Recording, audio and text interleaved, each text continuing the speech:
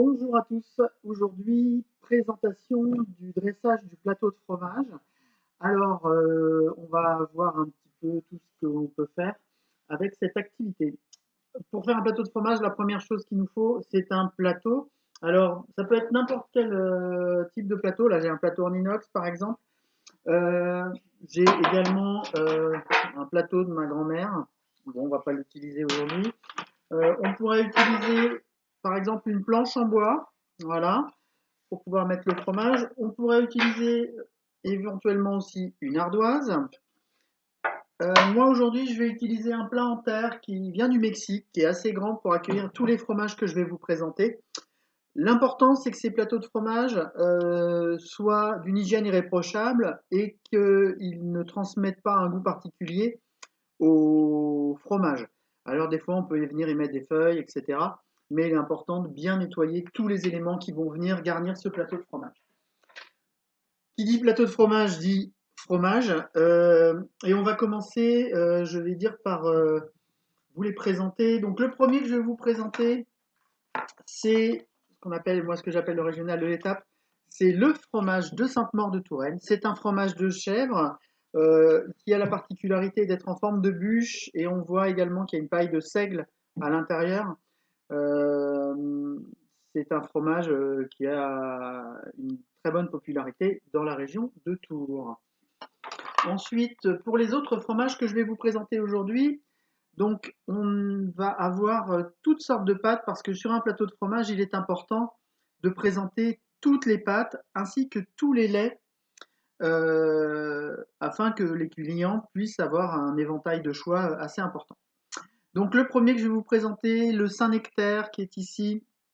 Alors fromage d'Auvergne au lait de vache, pâte molle, pâte pressée non cuite, excusez-moi. Donc ça c'est vraiment le roi des fromages en Auvergne.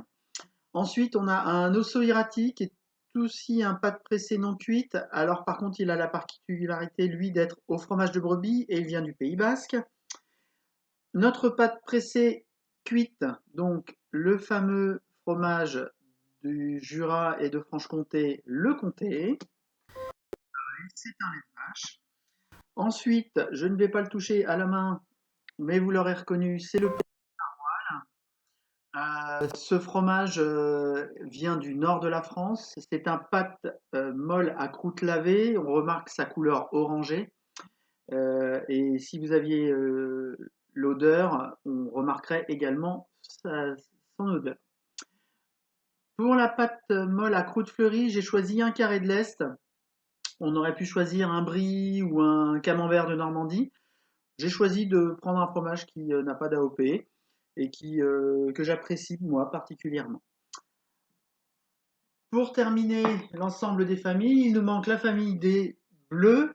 Donc, dans la famille des bleus, je vous présente le bleu d'Auvergne. Alors, celui-ci, il vient d'une ferme. Je l'ai acheté dans une ferme en Auvergne pendant un séjour là-bas. Il est vraiment très particulier. C'est vraiment un fromage bleu qui a une onctuosité particulière. C'est un fromage au lait de vache.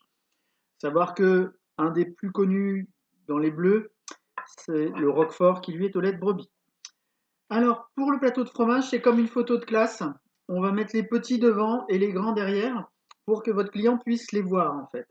Alors, je commence par positionner mon bleu dans une assiette en particulier parce qu'il a un goût très fort et donc ça serait dommage qu'il se mélange avec les autres. Ensuite, je vais vous mettre le fromage de chèvre. Donc, on va essayer de ranger tous nos fromages par famille, entre guillemets. C'est-à-dire qu'on va essayer de mettre les pâtes pressées à côté des pâtes pressées, les croûtes fleuries, les pâtes molles à côté des pâtes molles, pour éviter en fait des transferts de goût. Là, je vais venir mettre tous mes fromages, donc le Saint-Nectaire, devant un des plus petits, le carré de l'Est, et je laisse une place pour mon maroilles. Donc lui, ce n'est pas un maroilles classique, le maroilles classique est beaucoup plus gros.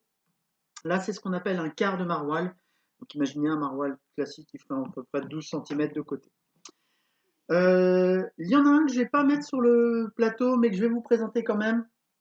Le Mont d'Or. Alors, on pourrait le mettre sur le plateau, dans une assiette à côté. Celui-ci se sert à la cuillère, c'est assez particulier. Aujourd'hui, je ne le mets pas sur le plateau par choix parce que je me le réserve pour le mettre au four et le manger avec du pain et quelques amis quand on sera plus confiné. Voilà. Notre plateau de fromage est complet là. Euh, Trois choses importantes encore. Quand vous décidez de faire un plateau de fromage, il faut que vos fromages soient ouverts. Donc là, ils ont tous été ouverts et les pâtes sont visibles par le client afin que celui-ci puisse apprécier l'affinage. Ça, c'est une première chose. Une seconde chose, c'est le matériel qu'on va utiliser pour découper les fromages. Donc, on a plusieurs sortes de couteaux. Donc là, j'ai le couteau à fromage avec la pointe spécifique. Ici, j'ai un couteau pour les fromages à pâte dure qui va me permettre de les découper plus facilement. Là, j'ai un couteau pointu. Ce qui est important à retenir, c'est que pour chaque découpe de fromage, on doit avoir un couteau spécifique, c'est-à-dire un couteau pour chaque famille, un pour les pâtes pressées non cuites, un pour les pâtes pressées cuites, un pour les bleus, un pour les pâtes molles à croûte lavée, un pour les pâtes molles à croûte fleurie, tout simplement pour éviter un transfert de goût qui ne serait pas forcément agréable.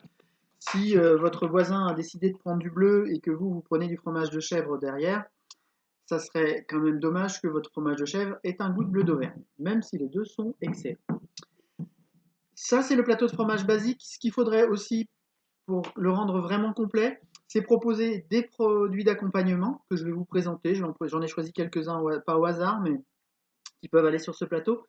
Donc, en tout premier lieu, j'ai choisi du miel. Donc là, c'est un miel de millefleurs qu'on peut proposer sur les fromages de chèvre. Ça marche très très bien. On peut également proposer avec les fromages de chèvre des noix.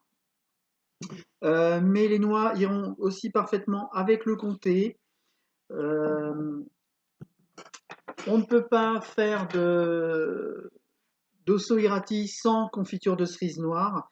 Donc, confiture de cerise noire de la région d'Ixtassou, qui est en fait une des vallées à côté de la vallée de l'Osso. Évidemment, si j'avais eu un camembert de Normandie, j'aurais pu amener une pomme. On peut aussi amener des fruits, par exemple du raisin, ça va très bien sur les bleus. Mais bon, nous ne sommes pas à la saison du raisin. Une chose qu'on ne peut pas avoir sans le plateau de fromage, c'est le beurre. Donc le beurre, évidemment, il est indispensable. Là, j'ai pris un beurre de micelle en hommage à un de mes amis bretons qui m'en aurait voulu si je ne l'avais pas utilisé. Et puis évidemment, on peut manger de la salade. Donc notre plateau de fromage est complet, quasiment. Je vais juste rappeler les quelques principes que vous devez retenir pour cette activité. Un plateau de fromage, toutes les pâtes et tous les laits doivent être présents. On doit mettre les petits devant et les grands derrière pour qu'on puisse voir tous les fromages. Un couteau par pâte pour éviter les transferts de goût. On les range par famille pour éviter qu'ils ne se touchent. Enfin, on ouvre les fromages pour que les clients puissent apprécier l'affinage de la pâte. Et de ce fait, on va avoir terminé notre activité. Je vais vous souhaiter un très bon appétit et je vais aller manger tous ces fromages ou les ranger. Je ne sais pas.